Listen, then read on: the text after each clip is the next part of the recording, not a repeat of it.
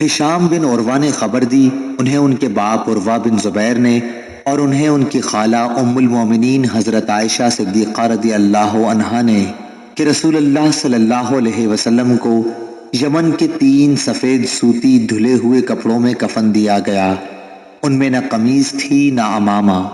صحیح بخاری حدیث نمبر 1264۔ ابن عباس رضی اللہ عنہ نے بیان کیا کہ ایک شخص میدان عرفہ میں احرام باندھے ہوئے کھڑا ہوا تھا کہ اپنی سواری سے گر پڑا اور سواری نے انہیں کچل دیا، یا وقستہ کے بجائے یہ لفظ اوقستہ کہا۔ نبی کریم صلی اللہ علیہ وسلم نے ان کے لیے فرمایا کہ پانی اور بیری کے پتوں سے غسل دے کر 2 کپڑوں میں انہیں کفن دو، اور یہ بھی ہدایت فرمائی کہ انہیں خوشبو نہ لگاؤ اور نہ ان کا سر چھپاؤ، کیونکہ یہ قیامت کے دن لبیک کہتا ہوا اٹھے گا۔ صحیح بخاری حدیث نمبر 1265۔ حماد بن زید نے بیان کیا، انہوں نے کہا کہ ہم سے ایوب نے، ان سے سعید بن جبیر نے، اور ان سے عبداللہ ابن عباس رضی اللہ عنہ نے بیان کیا کہ ایک شخص نبی کریم صلی اللہ علیہ وسلم کے ساتھ میدان عرفہ میں وقوف کیے ہوئے تھا کہ وہ اپنے اونٹ سے گر پڑا اور اونٹ نے انہیں کچل دیا۔ نبی کریم صلی اللہ علیہ وسلم نے فرمایا کہ انہیں پانی اور بیری کے پتوں سے غسل دے کر 2 کپڑوں میں انہیں کفن دو، خوشبو نہ لگاؤ اور نہ سر ڈھکو، کیونکہ یہ قیامت کے دن لبیک کہتے ہوئے اٹھے گا۔ صحیح بخاری حدیث نمبر 1266۔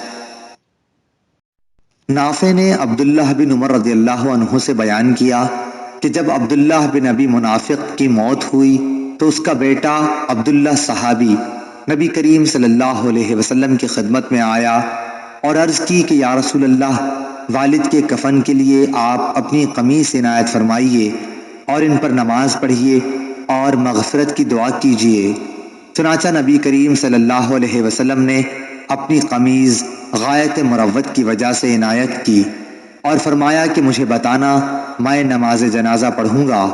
عبداللہ نے اطلاع بھجوائی۔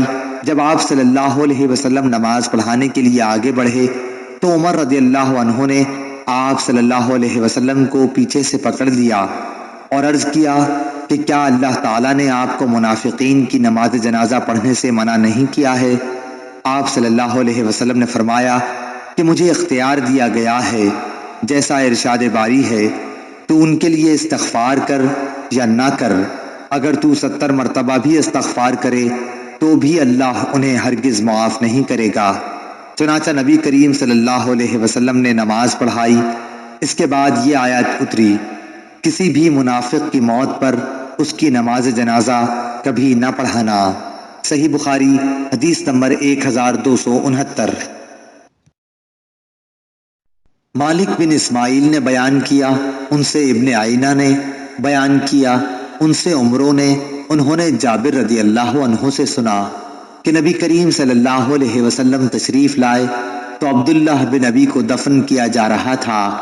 آپ نے اسے قبر سے نکلوایا اور اپنا لعاب دہن اس کے منہ میں ڈالا اور اسے اپنی قمیض پہنائی۔ صحیح بخاری حدیث نمبر 1270۔